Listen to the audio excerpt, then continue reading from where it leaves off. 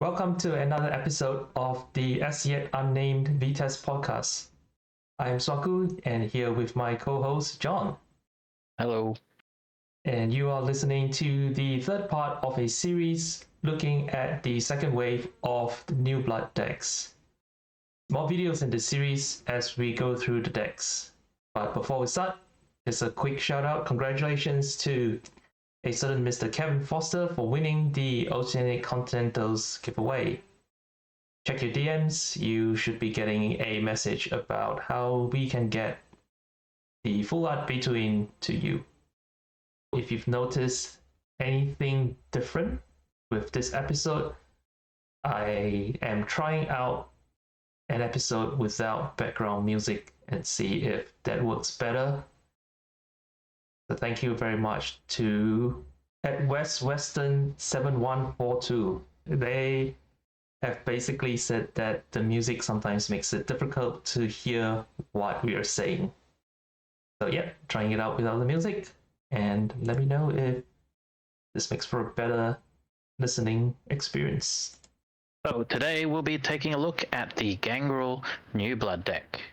This deck focuses on defense and attrition to take control over the game. Your vampires know how to hinder enemy actions and escape every battle unharmed. Yep, every battle unharmed. Yep. Yes, that's what Gangrel does, avoid battles. They certainly can. They can. Quick look at the stats for the statistically inclined listeners and viewers out there. The deck has 6 crypt cards, 6 different unique vampires, 3 of which are titled. Average capacity of 6.5, so I think this is one of the higher average capacity across this particular round of New Blood. Precons. 48 library cards. The majority of it's actually pretty well spread out. There's like roughly 20% of it actions, 20-25% of it is combat, 20-25% of it is reaction. So it kind of feels like a toolboxy kind of deck. And there is a lot of combat. It is, and it's not even consistent combat. It's a little bit all over the place, but yeah, call it all over the place, or you can call it toolboxy. Different strokes for different folks, right? Yep. Yeah, so quick look at the new cards plus new art and also some notable reprints. There are 2 new crypt cards. First new crypt card is Keegan. Keegan is a 8 capacity Gangrel Anarch with inferior Auspex, inferior celerity, superior animalism, superior fortitude, and superior protean. Once each turn, Keegan can unlock after performing a successful action requiring a Gangrel. I usually feel in this current meta or this current I always struggle to say meta because meta differs from region to region and playgroup to playgroup, but I guess current card pool, because we're correct me if I'm wrong, but I think we're starting to see a trend towards mid-cap and younger vampires. So 8 is actually kind of on the higher side. Yeah, mostly just from the strength of barons, and barons tending to be in the 6 to 8-ish range. Yeah, and then you typically go younger from there. Yeah, I don't hate that Keegan is an 8 though. There's like 12, I think, total non-banned actions that require Gangrel. There's 1 banned card. I'm not gonna list it, you can go look for it. It's a can of worms I'm not keen to open here. Yeah, so 12 total non-banned actions that require Gangrel, and 1 of which already provides an unlock. And I think with Thing, this is gonna sound so cringe, but with Thing being a thing, 8 isn't too bad for Gangrel because you can like instead of governing down, you're essentially governing up, right? You're thinking up. Ooh, that rolls terribly off the tongue. Anyway, yeah, so Wow. that 8 isn't too bad, and then they make all your Gangrel actions trifle, for lack of a better phrase. Sure. Yeah, I'll be down for a trifle double deals, or I think they make Ritual Challenge, probably a reasonable card to pack in a deck. Ritual Challenge is the Gangrel action that you put it on the acting vampire and it permanently gives the vampire +1 strength. And you can only have one Ritual Challenge. But let's be honest, 90% of the time it's gonna be thing. For sure. Yeah. So that's Keegan. And the other new crypt card is Ragnar Nordstorm. Ragnar is a 8 capacity Gangrel with inferior celerity, inferior potence, superior animalism, superior fortitude, and superior protean. Cards requiring protean cost Ragnar -1 blood, and Ragnar gets +1 strength in combat with an ally or a younger vampire. I'm not particularly impressed with Ragnar, to be honest. I think he's okay. Yeah, he's fine. Like you said, these, in comparison to the other vamps you see played recently in Anarchs, these two vamps are on the older side. You don't normally see any Anarchs older than 8. And so yeah, 8's on the high end. And they're not titled, so the main thing you're getting out of them are their card text, and I guess something that you don't often see is the 3 superior clan disciplines in Anarch. It's normally a bit spotchy. That's a good call out because that means that they can hang with like the group 5 Gangrels that I think they were independent. And the problem with mixing Anarchs with non-Anarchs is usually, like you mentioned, and I think we've said this a whole bunch of times, Anarchs get a benefit from Anarch cards not needing superior to get the superior equivalent sort of effect. So usually if you do like a mixed Anarch, non-Anarch crypt, you either have to find a way to make your non-Anarch vampires Anarch, or your Anarch vampires are kind of in a weird spot where sometimes they can't really do what you designed the deck to do. Yep. It's also good that thing doesn't require Anarch, so it's like any Gangrel, so that also falls in really nicely.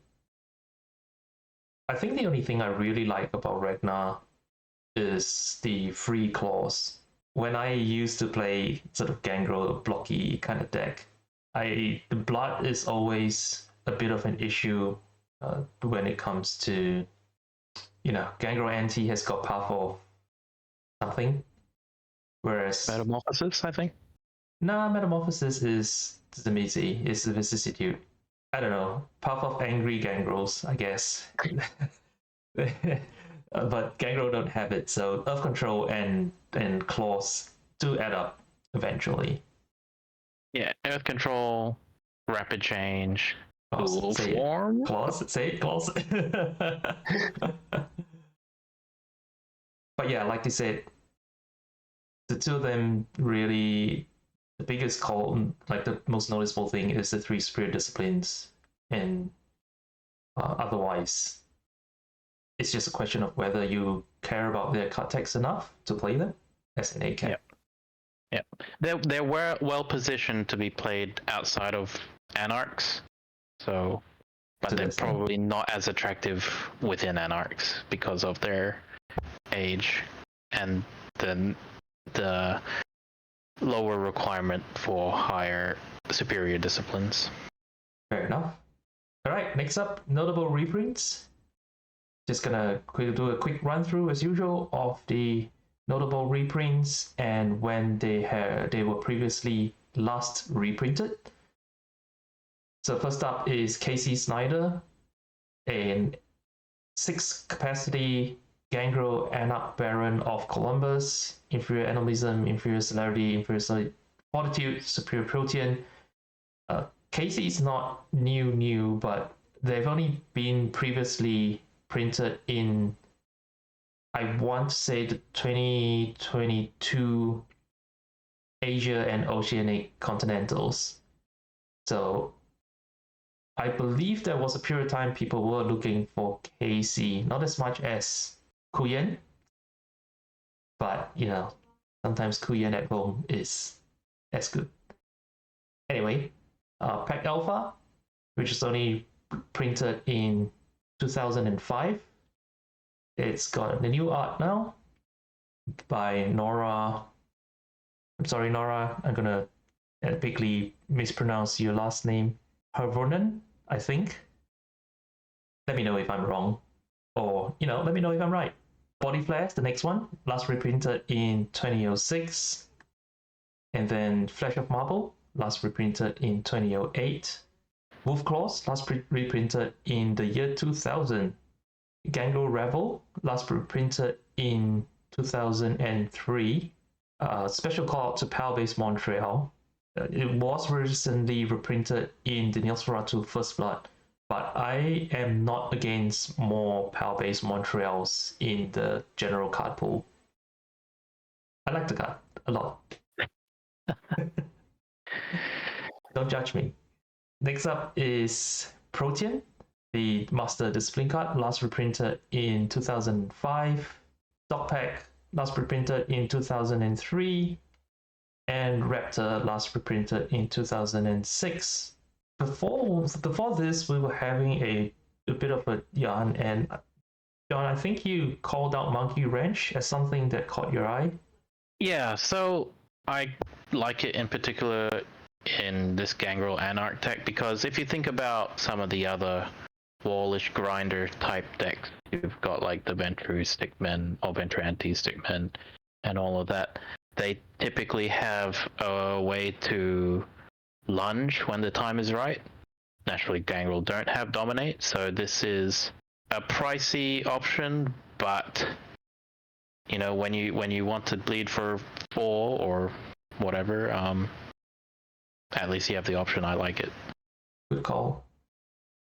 Although I think Gangrel does benefit a little bit from Protean having stealth, like non-dedicated stealth, for lack of better phrase. So things like, what is it, Rapid Change and Form of Mist. Form of the Bat. And Form of the Bat, yeah. So landing bleeds is slightly easier because with with Ventru and Ventru Anti, or typical grinders, you usually don't really have stealth. So, conditioning for Shadow Instruction becomes extremely important. But you're not wrong. Monkey Wrench for a bleed for 4 is sometimes just what you need. And just 1 copy's all you need. Let it sit in your hand until the right moment. It also benefits from requiring an Anarch, so you could Garibaldi Museum it. Sure. Yeah.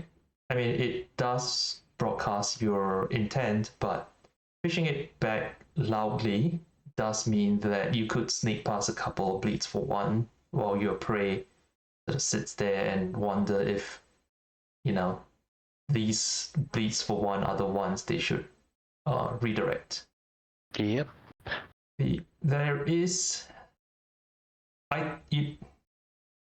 if you've listened to this podcast long enough, I typically don't like to say negative things about cards. I try not to. But I try to. But I think Raptor is a bit of a scam. I think the idea of what the Raptor does is a scam. So a quick read of what Raptor is. Raptor is an animal retainer that requires animalism, cost 2 blood. At inferior, the employer gets +1 in zep, and at superior, the employer gets +1 in zep, and the opposing minion gets -1 hand size while in combat with the employer. In theory, it sounds good. When I first knew of Raptor as a thing, like as an actual card, and I was like, oh, -1 hand size. It's amazing. It limits options. But what it ends up really doing is costing you 2 blood and an action to help your prey or predator or whoever you end up blocking cycle a card. Yep. It's not really, it doesn't really do what you think it does. One cute thing though is the flavor text for Raptor specifically says if you face more than a couple, then you're in trouble. And I think that's basically I don't think it is, but maybe it is an actual cheeky reference to how this card is meant to actually be played. So you want like 4 or 5 on a single vampire before it's actual trouble. Yeah, 1 or 2 you don't. Well, intercept is still irritating, right? It's still Raven Spy at the end of the day, an expensive Raven Spy, but yeah, 1 or 2 Raven Spies are also trouble, so they are at least that. Yeah, but I'd rather not a Raven Spy that helps my predator cycle into stealth to get past the Raven Spy. Yep. So I'd like to tack on to this bit about Raptors and just why not mention the whole retainer package. So you've got Raptor, you've got Dog Pack, and Pack Alpha. Now, the blurb of the deck I mentioned earlier mentioned something about escaping every battle unharmed. So yeah, it's got Earthmeld, Flesh of Marble, Form of Mist, all great combat avoiding cards. So why are you playing Dog Pack? It's not a good pairing with the actual combat cards you've got in the deck. That's true. Like even though, okay, so I think Dog Pack might need a little bit of text update. I think it's a missed opportunity here. If it's say opposing minion, it's clear because then it's consistent. But anyway, I think the idea is it only affects the other minion in combat. But also, yeah, you're right. If your combat package is heavy on dodges and combat ends, then you really, especially with like raptors and intercepts in the deck, you kind of think that the deck's blocking a little bit more than acting. And if you block someone and they play, say, a Majesty, for example, that's good. Does it really matter if you are going to plan to play Earthmelt or Form of Mist anyway? It doesn't really matter what the other person is playing. And if they're playing combat ends, it's actually good for you. You save a card. Like, Dog Pack is perfectly fine in a deck where you're playing Carrion Crows or even .44 Magnum, but this deck isn't. It's playing Earthmeld and Form of Mist and Flesh of Marble. It's not a good combination. That said, it is a nice opportunity to print these cards. Like, yeah, great. Now I have a way to get Pack Alphas and Dog Packs. I mean, where else would you reprint it? Yeah, it's just that I don't think it makes for a harmonious deck, would you call it? Yeah, I guess Keegan could let you get away with it being a trifle action, so there is that, I guess. I mean, you mentioned Pack Alpha, and this is something that I've noticed. Like, if you're listening to this or watching this video on YouTube and you have a different experience, let me know. But I feel like Pack Alpha is a very different card from Concealed Weapon or Disguised Weapon, because at Inferior that's essentially what it is, right? It's a Concealed Weapon equivalent for retainers.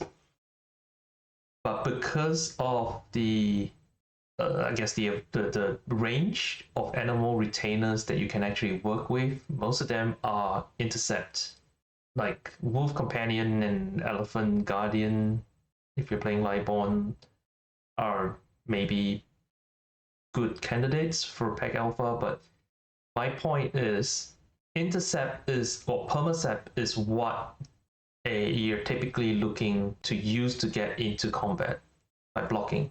So Pack Alpha requires you to get into combat first. So it creates this sort of catch-22 situation where you have a Pack Alpha and a Raptor or a Raven Spy in your hand, and you realize that you struggle to play both. So you end up playing with a 5-card hand for a bit, just because people are maybe sneaking past with one stealth action. So that's been my experience with it. It's not a bad card. Having, if you've already got one intercept, win more is good. Cheekily blocking a superior govern and then putting another intercept, a Raven or another Raptor is good. And the option to burn excess, Raven Spies for extra strength is also not a bad option. Like it's unlike Concealed Weapon, for example, it's not a dead card, or if you don't have the Retainer. So yeah, if you're listening to this or watching this, let me know if you have got a different experience and or a better way to play Pack Alpha. So that's the notable reprints. Before we move on, I just want to... So you noticed, John, that the Gangrel Revel might be the first time we see the new Ravnos icon printed on a card. Yeah, I didn't even know they had a new icon until I had a look at Gangrel Rebel. So yeah, there you go. Funny thing is, I've already opened my pack of Gangrel New Blood for a while now, and I actually took Gangrel Revel out specifically for something, I can't remember what, but never noticed that it had a new icon. So thank you for pointing that out. Yep. And I wonder if it is a conscious decision to put Wolf Claws rather than Claws of the Dead as a claw option in this deck because of Dog Pack, like to use it as a press. So they can strike for another one? I guess. I don't know, man. Wolf Claws has always been an interesting card for me because of the existence of Claws of the Dead. I think mainly it's because aggravated damage and press are not things that really work well together. Yeah. Yeah. Would you run this over Claws of the Dead? No. Yeah, see? My point, exactly. Alright, so that's actually the notable reprints and new cards. So the deck strategy, having gone through the deck for a bit, do you think it matches the idea that it hinders enemy actions and escapes every battle unharmed? Aside from the retainer bit, yeah, I don't have any other major gripes about the deck. I like it. It's a good set of cards. So if you consider this as a tack on to the actual Gangrel 5e deck, it's a great supplement because there are some cards in that which I kind of felt were missing from here. Things like Constant Revolution. Of course, there's the Crypt. You need to flesh out the Crypt, so that's a good source as well. But aside from that, personally, I might opt for a more violent combat package. John talking about combat? No way. I mean, if you're blocking, you might as well. That said, I would be tempted to just go concealed guns. Concealed guns and fortitude. Yep, seems like a winner. Ugh. Oh no, maybe diversions. Yeah. Yeah, you're finally on board with diversions. Yeah, for some context, I've been trying for the longest time to sell to John that diversion is it's actually a good card, and he's like, nah, you just need just the gun, it's fine. Speaking of diversions, Ragnar, Egan, and I guess Casey does mean that I think the number of Gangrels in Group 5 and 6 that have celerity and fortitude have gone up to 5. I could be wrong. It's 5. Yep. Because then you have Massimiliano, and there is a vampire from Fall of London that also has celerity and fortitude, and that makes diversion an interesting option to include in the deck. I like it. So the celerity will net you diversion and force march mainly. It also opens up the option of instantaneous transformation at inferior, which isn't the best thing in the world because nobody can play it as superior, but it is free bloodless stealth. So depending on blood management, that could be something that you might want to have a think about. I'm also not too sad about Keegan being able to play Mind of the Wild. Oh, I thought you were gonna say Guardian Vigil. Yeah, Guardian Visual. Yeah. That was the plan, to make you say it. There's too many Vigil cards. I always get them all mixed up.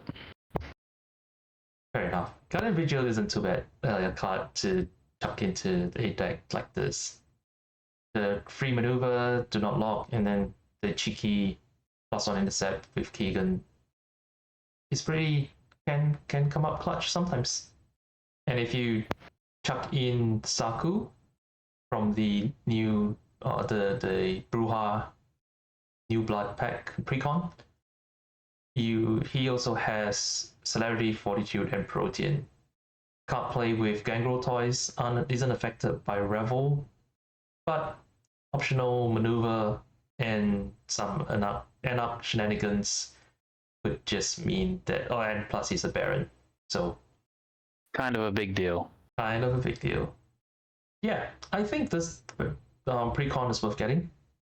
I wouldn't go out on a limb to say, get in 3 packs or 4 packs like the Bruja one.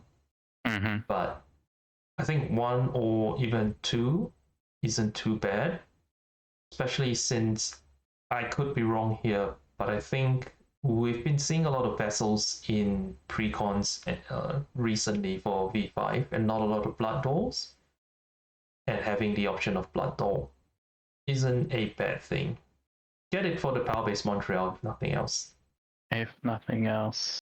Yeah. Or, just another copy of Smiling Jack, because you probably want to run more than just one. I will say I'm not the biggest fan of Eyes of the Wild. Just because of the sheer strength of organized resistance, right? Since Gangrel are an Annak clan in V5, and they have enough Barons to play organized resistance, that's pretty much, in my eyes, it obsoletes Eyes of the Wild, right? Because Eyes of the Wild gets you an untap, but you lock back down if you fail to block, so it's not really an untap. And you get to pay a blood for intercept. Yep. Whereas organized resistance, it doesn't cost a blood, and you don't lock back down if you fail to block. Is pretty much better in every way. So what I would have preferred to see instead of Eyes of the Wild would be Eyes of the Beast. Just Protean intercept. It gives you minus stealth, but you're not too worried about taking successful actions. You'd just prefer to prevent your predator from taking theirs. Yeah, for the listeners at home, what does Eyes of the Beast specifically do? Eyes of the Beast. It is a reaction card. It gives you +1 intercept at inferior. And let me find the card so I can tell you the rest of it. Okay, you play it and you get +1 intercept as a reaction. Also, you put the card on the vamp, and the card gives the vampire -1 stealth, but you get to burn it during your discard phase. So once it comes back to your turn, and after you take basically your whole turn, At Superior, it's as above, but you get an optional maneuver during the first round if you manage to block. So yeah, I would much prefer to have seen that reprinted instead of Eye of the Wild. It is always good to have some variety, and considering you already have 6 copies of Eyes of the Wild in the V5 NUP Precon. This, yeah, I agree with you, fully agree. I think it's a missed opportunity to maybe reprint Eyes of the Beast, especially since that hasn't shown up in any V5 product. Yeah, also with that, we've come to the end of the deck review for the New Blood Gangrel. Thank you, John, for being an amazing co-host again. I try. And to our viewers and listeners at home, we hope that you found this podcast episode helpful.